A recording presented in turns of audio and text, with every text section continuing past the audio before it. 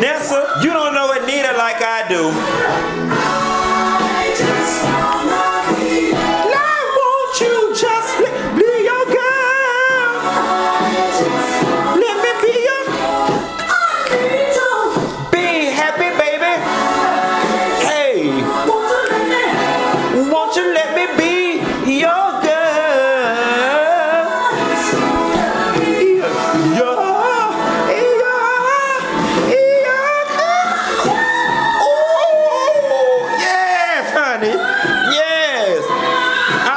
She say, I just got to be your girl. Woo! And you know what, y'all? I was in here getting ready because I'm going down on a date today. I had met a date. I was in the mirror doing my makeup or whatever, and this came on the radio, and I said, yes, God, in memory of Gizelle and Sherman relationship, I needed to play a little bit of Anita Baker when she was part of the group called Chapter 8.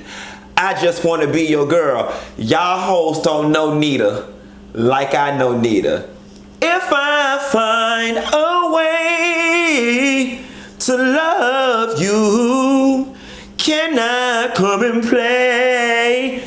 Bitch, I didn't come to play with these housewives today. Inside my... I hate when I get a song stuck in my head because I don't want to stop. At any rate, that's a girl. I know I'm late, but bitch, I'm on time. Let's talk about these real housewives of Potomac from last night. And I'm just going to start with Ashley Darby down to the boutique with Gizelle Bryant. Ashley, you are one messy ass, conniving ass bitch, okay? And I'm for the shit tonight, so I'm finna get your old mixed breed ass together. First of all, I think it's fucked up as hell that you went and sat down with Monique and had a truce about the Nema Colon drinking situation, and Monique simply asked you, are you coming to her event? There was no shade, there was no mess, there was no ulterior motives. You then run back to the president of the Mean Girls clique, which is Gizelle, and you say, oh, you know, so Monique invited me to her event, and you said it with such an air and a tone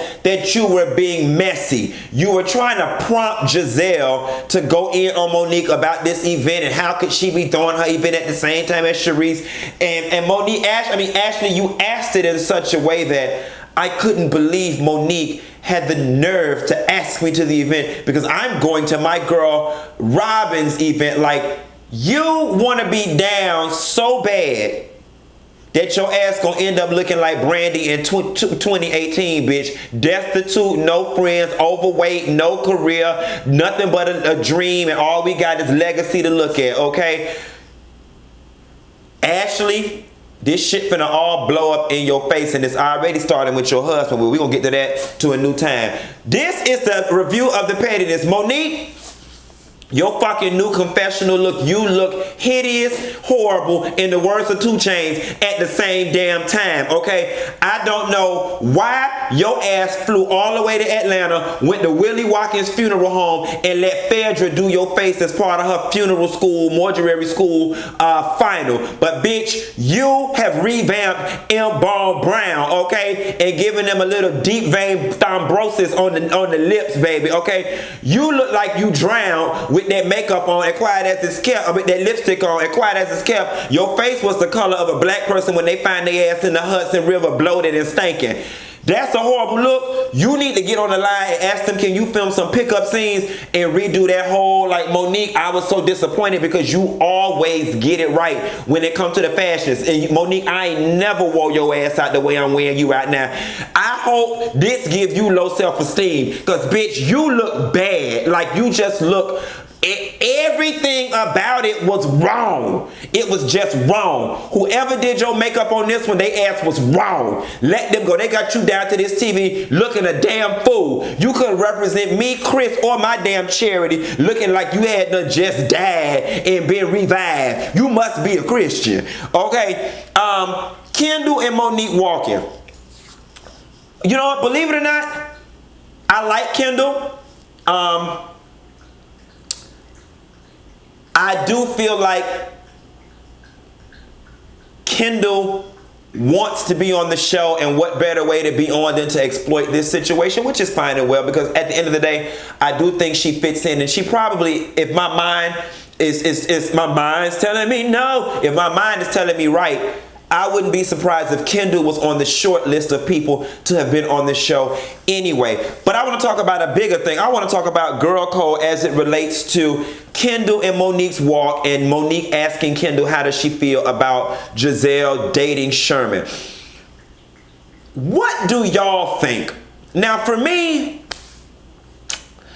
you know, it just really depends. It's one thing that I go to these events and I see this girl that's a part of another clique, okay? And we slap five and toast, and we see each other when we see each other. It's another if your phone number is in my phone, and like from time to time, if I'm having events or charity things, I reach out to you personally and call you. If that's the relationship that that Gizelle and Kendall have, then yeah, it's a little awkward and uncomfortable. I mean, at the end of the day, I'm assuming some of y'all gonna say Gizelle don't owe her anything, in which she really don't. But it's just still awkward. Like, what do y'all think? Like, is Gizelle wrong for dating Sherman? At the end of the day, we know Gizelle just trying to secure the bag, and Kendall pegged her right. She's very self-serving, because at the end of the day, Gizelle ass would feel some kind of way if Tweet ass was at these cocktail parties that they ass be at, fool la la, knowing that Tweet just got out of a relationship with Jamal Bryant. It's all about respect, in my opinion. You know, funny story.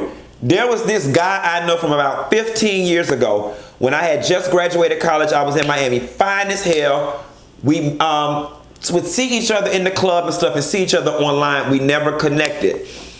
All of a sudden, 15 years later, this guy moves to Atlanta or whatever. He hits me up on Facebook.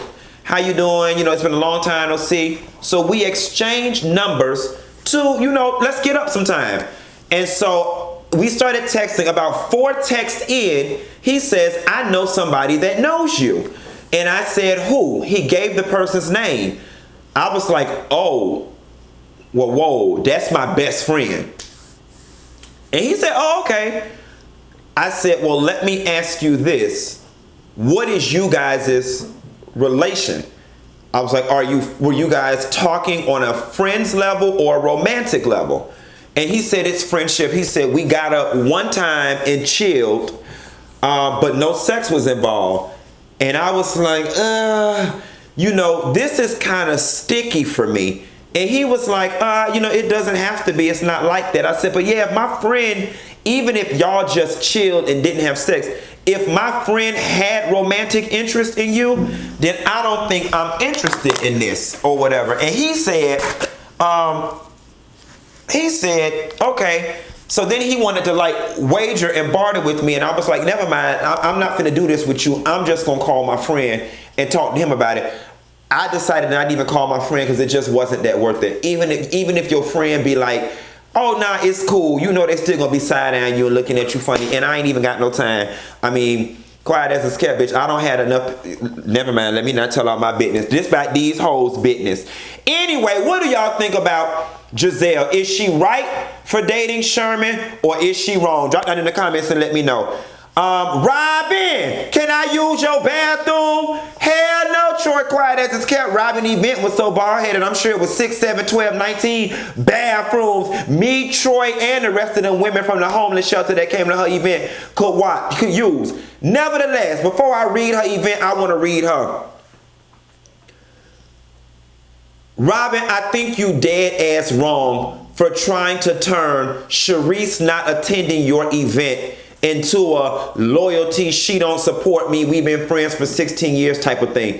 You're reading way too much into this, and you're putting way too much energy into this. I honestly think Sharice did the right thing. She committed to this event earlier. Like, would it make any difference if instead of it being an event from Monique, it would have been the United Heart Institute, or it would have been the, you know, Children with Disabilities charity? I think if it was any other event, you wouldn't have had no problem and you would have understood. But because this event is tied to Monique and you beefing with Monique, you want to make it a she's choosing Monique over Robyn thing, and that's not what it is. I respect somebody who can stand up in their commitments. She committed prior. Nothing more, nothing less. And for you to try to now leverage your friendship, I hate when people do that bullshit. If you was my real friend, you would XYZ. Well, if you was my friend like you said you would ruin that relationship, ditch this person who you made a commitment to,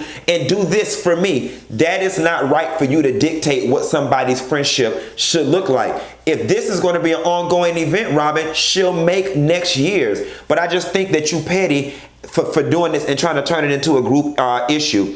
Sidebar. I'm going to tell you one thing I really respect about DC. The way the DC events look, DC is actually everything I moved to Atlanta thinking I was getting.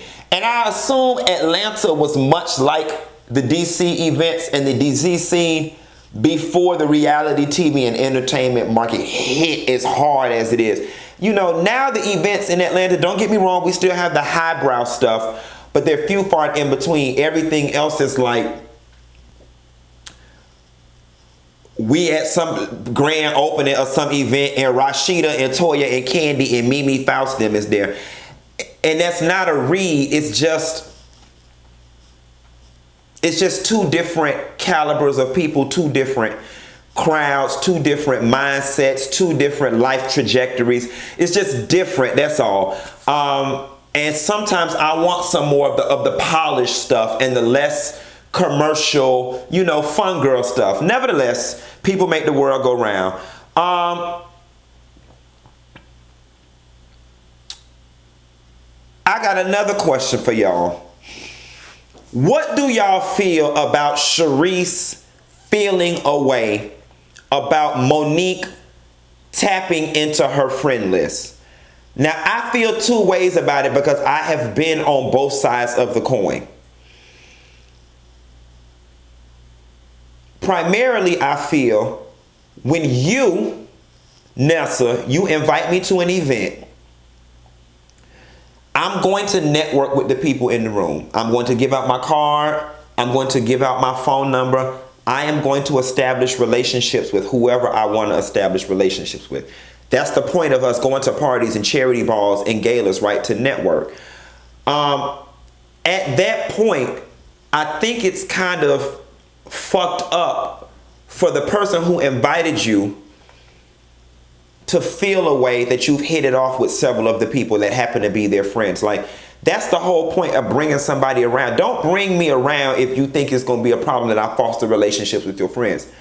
However, I've also been in a situation where I've invited people to things, brought them into my circle, and the next thing I know, you know, they're all out and about with the damn people and didn't invite me. And that did make me feel a way. Like, you know what I'm saying? Like, okay, you kicking it with the people I introduced you to.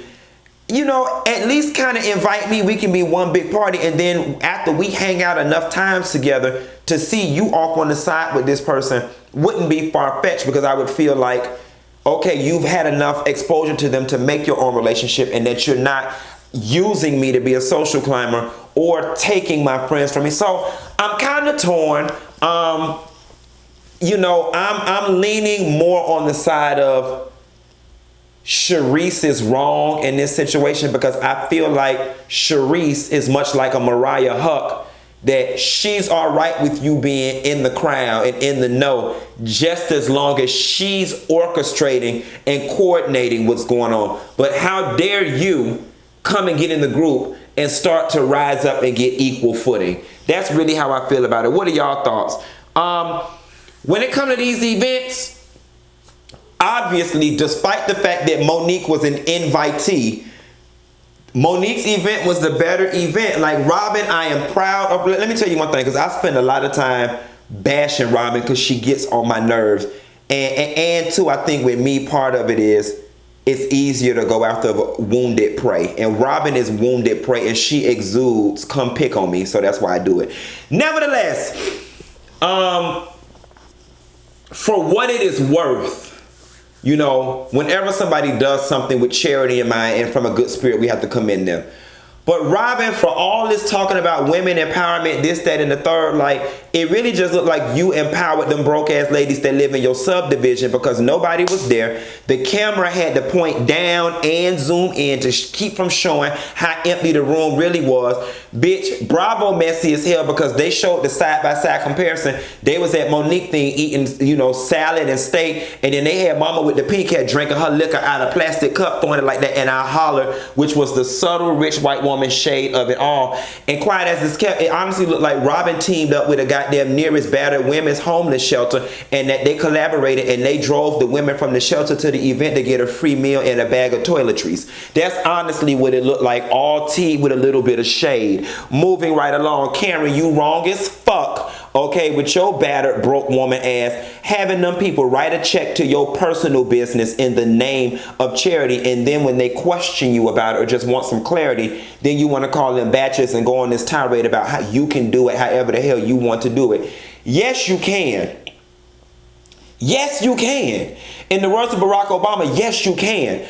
But what you can't do, Karen, is do something that's so far off from the status quo and then feel a way when people question you about it because it is uncomfortable. You see what I'm saying?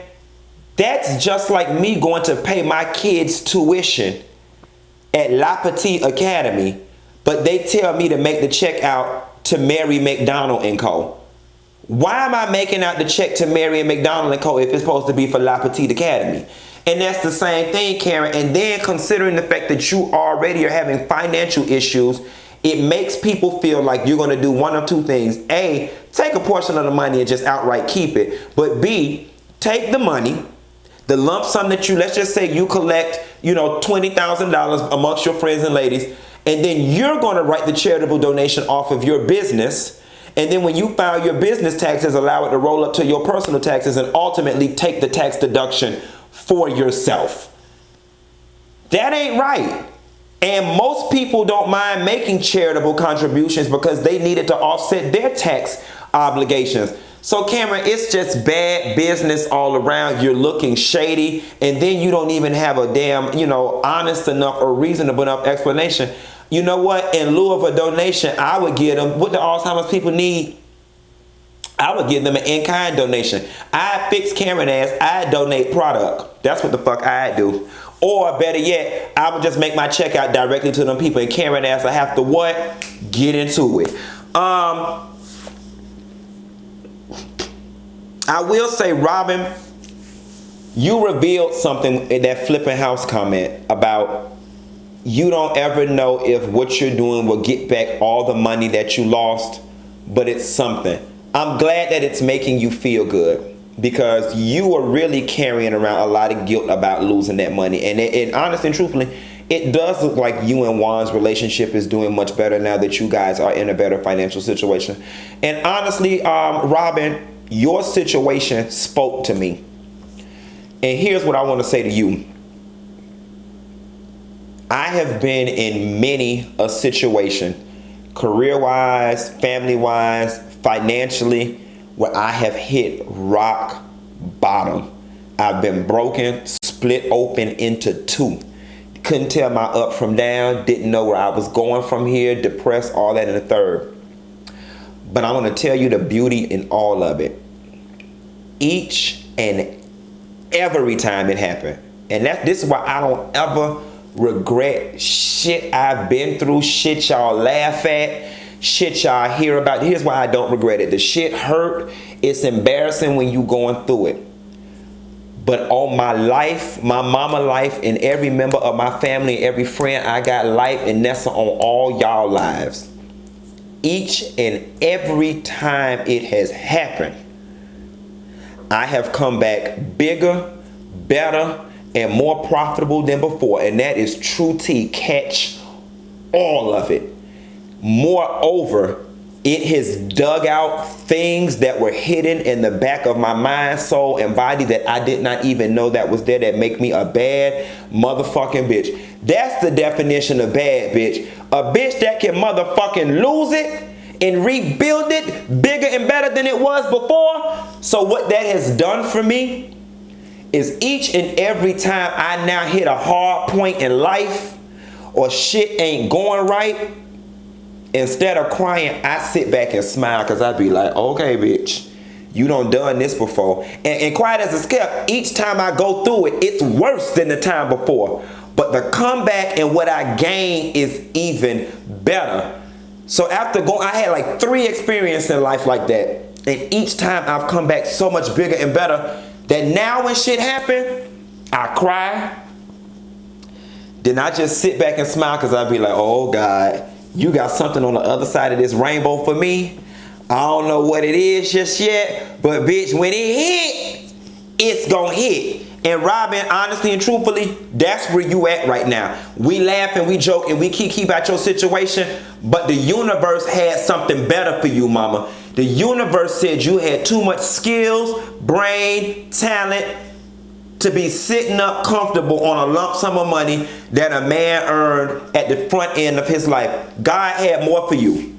And what you would not do for yourself voluntarily, he put you in a situation where involuntarily you was forced to do it. And I promise you, and y'all know I don't even speak like this, but I see a lot of me in Robyn and in her situation. And that's why I'm being this honest. Robyn, I promise you, as much as I get off on laughing and everybody laugh, in a few years, you gonna have more money than y'all lost. And bitch, when it happened, you better send me a check, bitch, because I just prophesized over your life. But I feel that. And in the universe, and y'all know I ain't big on all that God, Jesus, universe, the prophecy and all that shit. But in this very moment, something just told me to speak this to you, directly to you. I know you probably don't watch my videos at this point because I be going in on your ass. But let Monique or Gizelle or somebody send you this small part. I promise you, Robyn, I promise you, you finna get the last motherfucking laugh. I like feel that with so much conviction in my soul. I'm about to hang up on this thing. Let me get off of here for a holler. And I don't even believe in all that shouting and spitting and shit down to the church. Nevertheless, Monique, you with this wine down to this nail place, like Monique, you just gonna continue to help these people support and push the narrative that your ass is a drunkard, girl. But if it don't matter to you, then I don't mind. Go ahead and drink it. I will say this, Monique, you sitting down with your husband, Chris, you got on my nerve a little bit. Monique, I actually know a few people in my life on your financial level that are just like you. Got their hands in everything, but nothing has come to fruition. Like, Monique, it don't take that long to start no website. From somebody who's maintained one for lots of years, it don't take that long. Especially with the type of money that you got, Monique, it really is as simple as hiring an outside consulting firm to do it for you and lending your face and brand to it. It's like you get off on saying you doing all these things, but none of it has come to fruition. And I tell people all the time, if you focus and specialize in your main hustle, then you don't need no side hustle. And that's true tea. Every time with my business, when I get ready, people come to me with ideas and I be getting ready to dedicate my time to other things. I have to come back, bring myself back down to earth, and I have to say, Q, you have not even mastered what it is you're doing. You have not even mastered your main hustle. You haven't even taken this YouTube thing to the levels it can go. So how do you have time to now be a partner in this and partner in that? If you take them 5 hours a day, you about to put in that over there, and you put it in this over here, you won't even need that over there. Because there's people on YouTube making millions of dollars and you ain't even got to that level yet. That's kind of where my mind is at. We've allowed social media, reality TV, and these people on Instagram to make us feel like you ain't doing nothing if you ain't got 19 things popping up. I think you look stupid when you talking about, I'm a PR person, I run a daycare, I do real estate on the side, and I bartend. I also wedding plan and flip houses. Bitch, you can't do nothing for me. Because you can't even do nothing for yourself well. So whatever the fuck you selling, I'm not interested in what? I'm not buying. Michael and Ashley having these babies. Ashley, that man ain't trying to give you no baby, because I honestly think at the very end of the day, Michael feels that Ashley is after his money, and a baby or two would be the perfect circumvention of that prenup, and Michael ain't here for it. It's like on one token, Ashley, you extended the prenup, but now you pressuring the man for kids after him supporting you and your mama. It's all feeling like one big business arrangement, and the gag is, at the very end of the day, Michael didn't get to where he is being dumb in business. I want you and everybody else like you, Sherman included, Sherman and Michael on the same page. I see you. I see you for your works. And I have been advised legally already all the millions of ways this could play out. Not to mention, Michael and Sherman both sit in circles with men that got 4 and 5 times the amount of money they do. And when they sit around and smoke cigars, you don't think the old man sitting under the tree talks to them and be like, man, this is what I'm going through in my divorce. I was dating this young hoe. This how this happened. I had to give this hoe half my money. Guys do this. Young girls are only good for one thing. Like, come on. Come on. Older men know good and goddamn well, all things constant, some girl that's 30 years younger than them would not want their ass unless they had money. They play that dumb shit, but at the end of the day, they're not stupid, and they realize they just gotta pay for their puss, and they're willing to do it to a certain extent, but not go all the way. Last but not least, honey, Gizelle and Robyn showing up the Karen event. Now y'all talking all that shit and all that bukkake in the back of that car. I'm gonna need y'all to show up and get it started, baby. I want y'all to get it started, shake it up, give it up, turn it loose, and get some understanding. We'll have to see next episode. But you know what? Y'all hoes is all bark, no bite. And this shouldn't be a joint effort. Y'all got 2 different issues, 2 that can be addressed totally separate. But that's the way y'all roll. Y'all on that bully gang up bullshit. And I honestly don't think Karen's the one for it. But we shall see on next episode. Next girl, I'm finna get in here and get ready to go to my date. That was her to just test it. And I'll call you later, girl. Bye.